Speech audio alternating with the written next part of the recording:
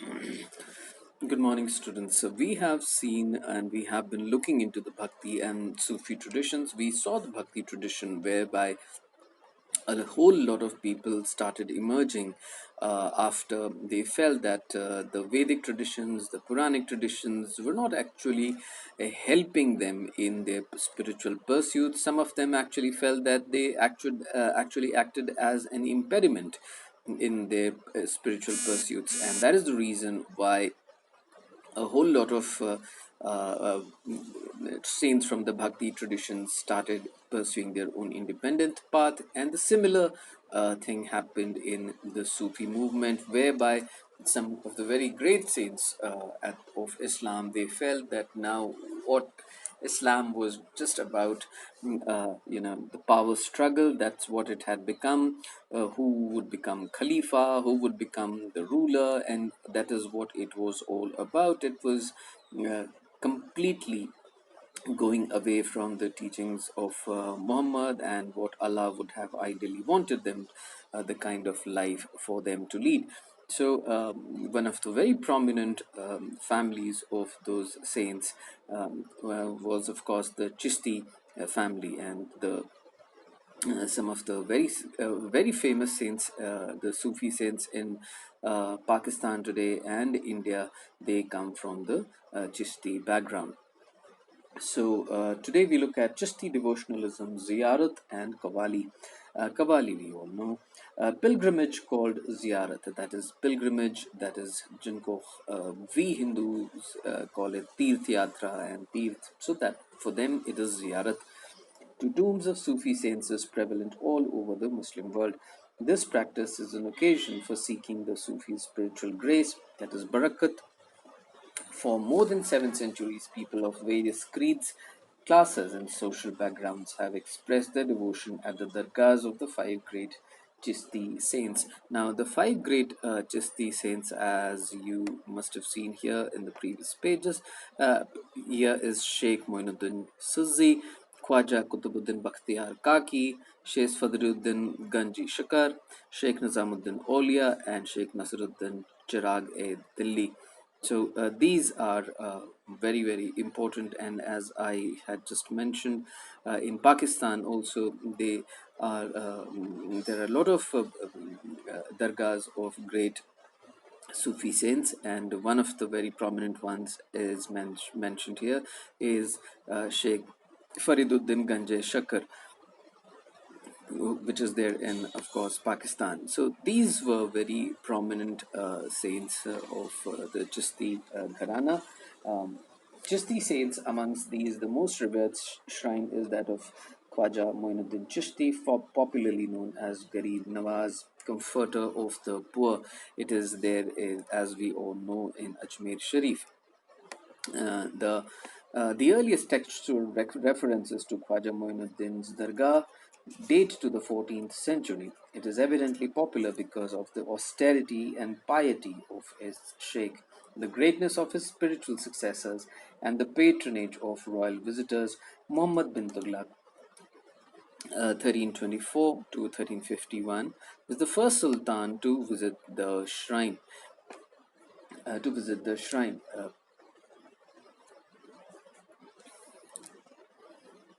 But the earliest construction to house the tomb was funded in the late 15th century by Sultan Ghiyasuddin Khilji of Malwa. Since the shrine was located on the trade route linking Delhi and Gujarat, it attracted a lot of travelers.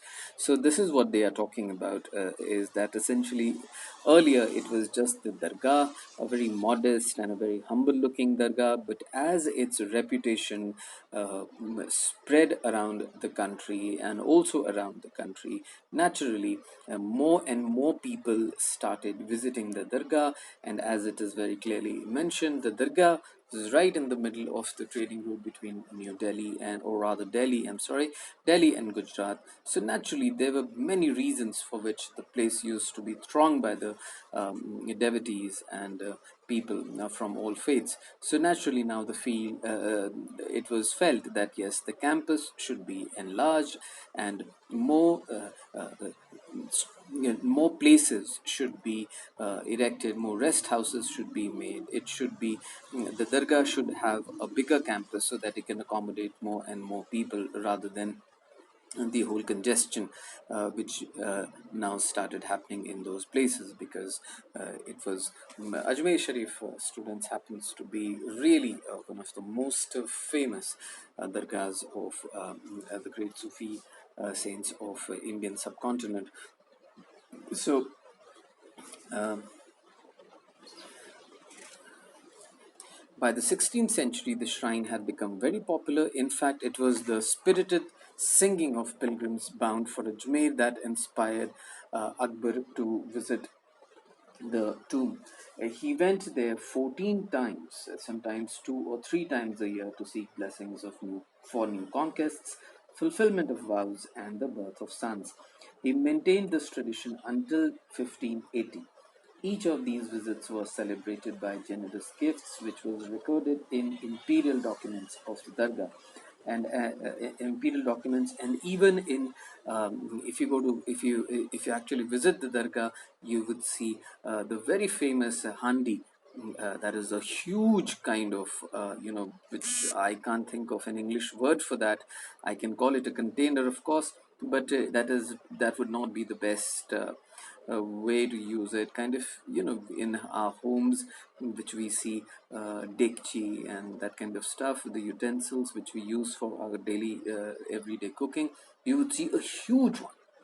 You actually have to, if you actually want to see it, see the mouth of it, you have to actually take the stairs.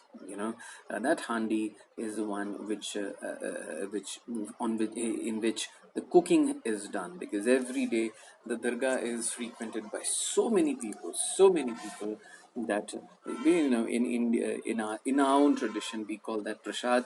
So that is cooked in that handi, and that was gifted by um, Emperor Akbar. He maintained this tradition till 1850. And for example, in 1568, he had offered the huge cauldron, that is there to facilitate cooking for pilgrims. He also had a mosque constructed within the compound of the Dargah. Students, you must visit. If you haven't as yet, you must visit Dargah at least once. It is an amazing sight, actually. If you go there, the kind of people you would see from all walks of life, Hindus, Muslims, of course. You would see Sikhs there, foreigners, Muslims from all around the world who come to that dargah. It opens at 5 in the morning. You can actually, and that is the time when you would find the least number of people, and you can actually spend some time admiring the campus and the amazing calligraphy which you would find in the dargah, amazing beauty, and it's actually very good. You must the pilgrimage of the Mughal princess Jahan Ara students happens to be a very famous Muslim woman. She was actually the daughter of Emperor Shah Jahan, and she was his favorite daughter. And also, you have to understand that Shah Jahan's son Aurangzeb, he had got he had either killed his cousin brothers, or rather his brothers from different mothers and all of that, and or imprisoned many of them, or banished many of his sisters outside Delhi. But then Jahan Ara uh, was respected even by Aurangzeb, and she was the only one whom Aurangzeb allowed when Shah Jahan had been imprisoned by Aurangzeb. She was the only one Aurangzeb allowed to visit and meet and take care of. Otherwise, he didn't allow any of his other sisters and brothers to come anywhere close to Shah Jahan.